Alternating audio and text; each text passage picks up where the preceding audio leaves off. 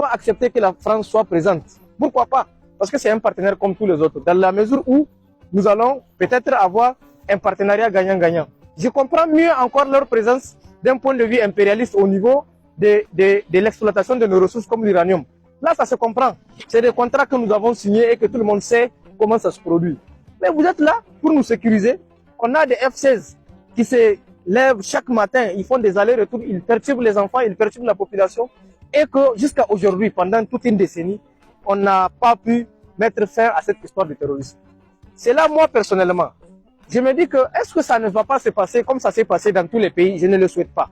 Quand vous regardez aujourd'hui au Mali, parce que la France est venue avec l'opération Sarval avec M. Hollande, parce qu'ils sont venus, toute la population est sortie pour accueillir, pour applaudir. Parce que les militaires français sont venus avec des armes assez sophistiquées pour faire face à certaines situations. Tous les Maliens étaient contents. Mais malheureusement, ça s'est de plus en plus aggravé depuis qu'ils sont là. L'opération Serval est devenue comme une malédiction pour les Maliens. On a élargi, on est venu à l'opération Barkhane. Ça s'est élargi maintenant à l'opération Barkhane, MINUSMA, ça s'est élargi au Niger, au Burkina, même en Mauritanie. Et avec ces mêmes forces, le terrorisme s'est étendu aussi. En fait, il y a un raisonnement logique. Il y a des individus qui disent que non, les jeunes Nigériens sont contre les bases militaires juste par fait divers ou tout simplement par opposition ou même par sentiment anti-français. C'est totalement faux. Parce que nous, on regarde l'histoire. C'est vrai, on n'était pas né à cette époque, mais l'histoire est là. Au Rwanda, depuis 90, les Français étaient là, avec plusieurs raisons de déployer leur armée. Et on a vu comment ça a fini en avril et juin 1994. Au début, ils sont venus pour, soi-disant, sécuriser le président Juvenal Abiyarimana avec la tension qu'il y avait entre la rébellion Tutsi et le pouvoir en place Hutu. Avec tout ce qui s'est passé, les militaires français étaient venus pour sécuriser le régime, les FPR, les forces patriotiques rwandais, qui voulaient prendre le pouvoir sur les forces rwandaises, les FPR. Mais malheureusement, Juvenal Abiyarimana a fini par être assassiné. Et jusqu'aujourd'hui, en 2023, on ne sait pas qui l'a assassiné. Pourtant, il était sous protection française.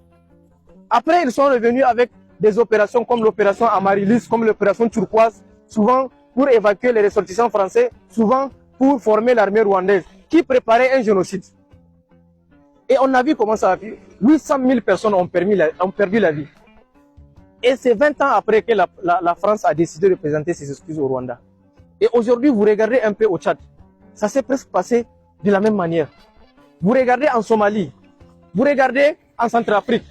L'opération Bulldog. Il y a tellement d'opérations, si je dois vous citer, ils appellent ça les OPEX, opérations extérieures, où c'est purement l'intérêt français qui est recherché.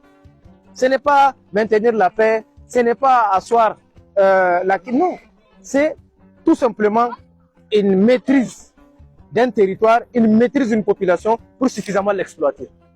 Donc, moi, pour répondre à votre question, je trouve que c'est un bilan totalement négatif et que je vais plus loin. Moi, je considère qu'ils ne sont même pas là. Parce qu'ils n'ont rien changé. Tout ce qu'on a acquis aujourd'hui comme résultat sur le front, c'est nos militaires. C'est nos militaires qui ont ce résultat. Ce n'est pas des militaires français. Et donc, une autre chose qui doit inviter à se poser des questions, on a tout le temps des bilans des affrontements. Et vous n'entendez jamais un Français qui a perdu la vie pour sécuriser, par exemple, notre frontière. C'est toujours nos militaires. C'est-à-dire que nous n'affrontons pas les mêmes dangers. Nous n'allons pas sur les mêmes fronts avec eux. Peut-être qu'ils sont assis. Et je me dis que est-ce que ce n'est pas deux choses qui se passent? Il y a ceux qui affrontent les dangers et il y a ceux qui l'organisent. Voilà la question que je me pose. Parce que moi, je ne peux pas comprendre.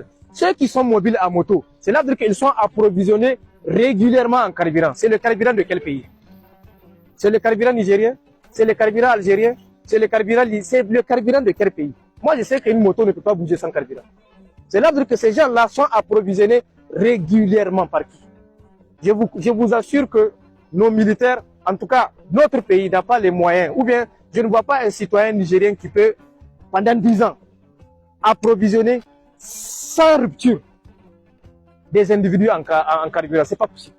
C'est-à-dire qu'il y a une force obscurantiste qui agit.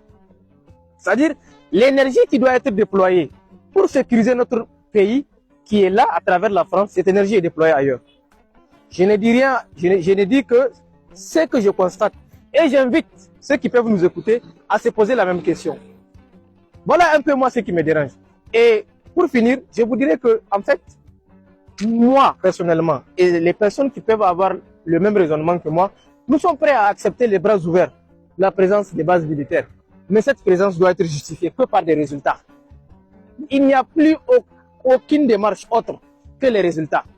Aujourd'hui, nous sommes mardi. Demain, mercredi, si les Français décident d'aller affronter le même danger que nos militaires affrontent pour nous soutenir, ce jour-là, nous allons considérer que les bases militaires sont présentes au Niger. Mais pour le moment, c'est des bureaux de militaires qui est installé pour recueillir des informations et souvent même les distribuer même à nos ennemis. Moi, c'est comme ça que je vois les choses. Je vous remercie. Merci.